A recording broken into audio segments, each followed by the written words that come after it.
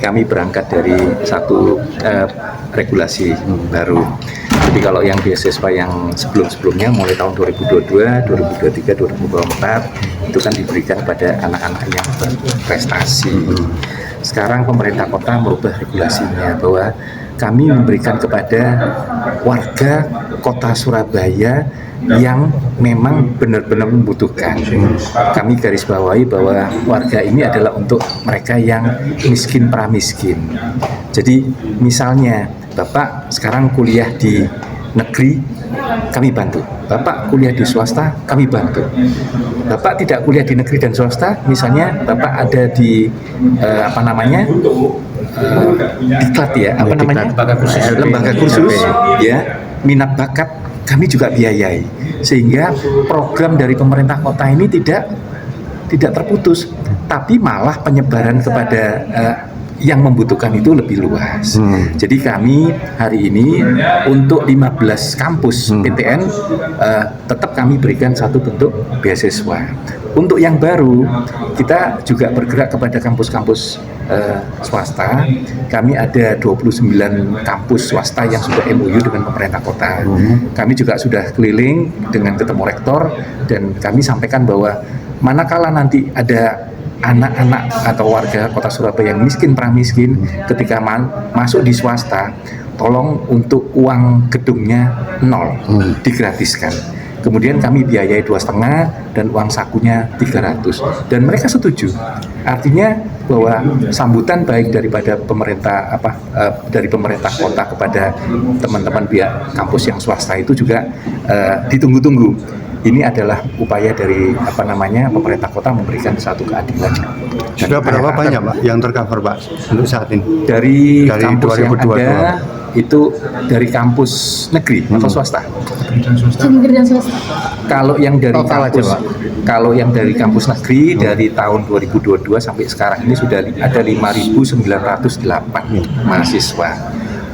Untuk yang 2026 kan dari target ada 23.820. Kami sasar semuanya untuk PTN, PTS maupun dari lembaga yang khusus minat belajar. Terkait ini Pak, sebesar 2,5 itu per semester Pak. Betul. Semisal Pak, di situ per semesternya 5 juta. Terus sisanya tadi gimana Pak untuk solusinya Pak? Untuk yang lama, yeah. Tadi kami sampaikan bahwa di PTN itu ada 2.437, 662 itu di bawah UKT-nya di bawah 2,5, yang lainnya 1.775 ada yang di atas 2,5. Kami sudah komunikasi dari beberapa contoh dengan UTM ya, Trunojoyo. UKT-nya kan ada 3 juta. Kami sudah sampaikan ke Pak Warik 3, Pak ini kalau kelebihan seperti apa? Kan kita 2,5, di sana 3 juta. Langsung dilakukan satu bentuk pendukungan UKT.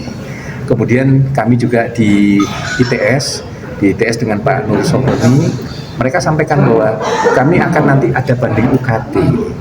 Kalau dulu anak-anak maba ketika masuk di ITS mungkin orang tuanya mampu, tapi dalam perjalanan kan mungkin orang tuanya sakit atau di PHK atau di memang tidak mendapatkan pekerjaan, sehingga ya kami mau banding UKT untuk penurunan itu.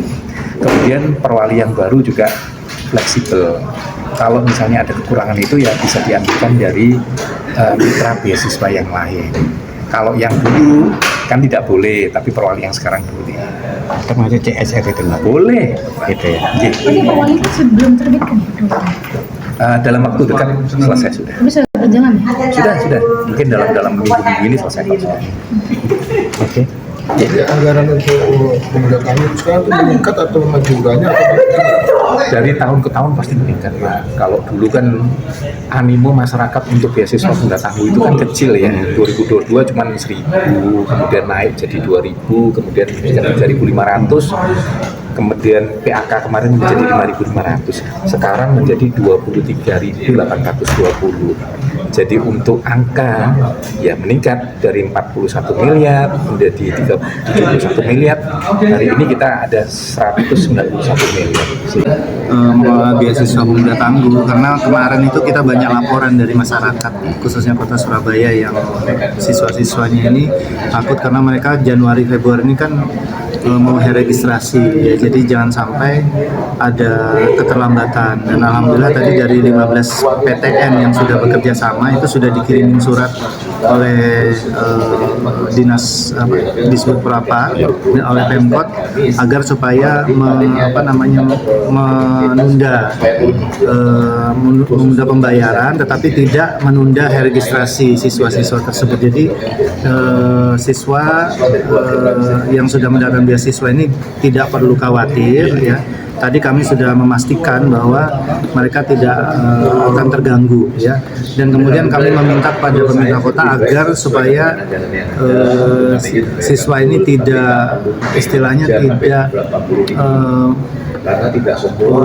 membayar dahulu ya, membayar dahulu, tapi semua itu dikoordinasikan dengan pemerintah kota dengan perguruan tinggi yang ada, sehingga mereka kan yang mampu mungkin yang berprestasi is okay, tetapi takutnya kan yang gamis dan beragamis ini kan jangan sampai mereka jatuh ke misalnya pinjol yang kita tidak harapkan, itu kan malah berbahaya.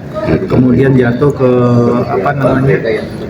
mengganggu proses belajarnya mereka, putus kuliah. Nah ini yang kita tidak harapkan. Jadi pemerintah kota betul-betul tadi sudah sepakat untuk memantau dan memastikan tidak ada yang tidak registrasi, semuanya bisa registrasi. Khusus pada 1.775 ya, ada yang SPP-nya di atas 2,5, UKT-nya di atas 2,5, itu harus dipastikan jangan sampai dia tidak ini.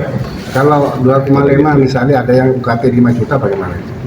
Nah itu tadi, kalau UKT di atas 2,5 itu nanti akan dicarikan solusi, dan ini semua tanggung jawab pemerintah kota.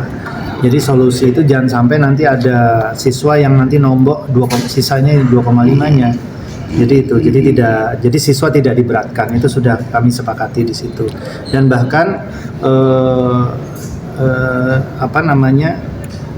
nanti kita harapkan ada fleksibilitas di perwalinya khusus untuk siswa yang lama yang jumlahnya 2.437. Jadi nanti untuk siswa yang lama ini ada fleksibilitas ya. Jadi fleksibilitasnya begini, jadi kita kan punya kuota 2026 ini 23.820. Nah 23.820 itu sudah ada 14.000 yang mendaftar.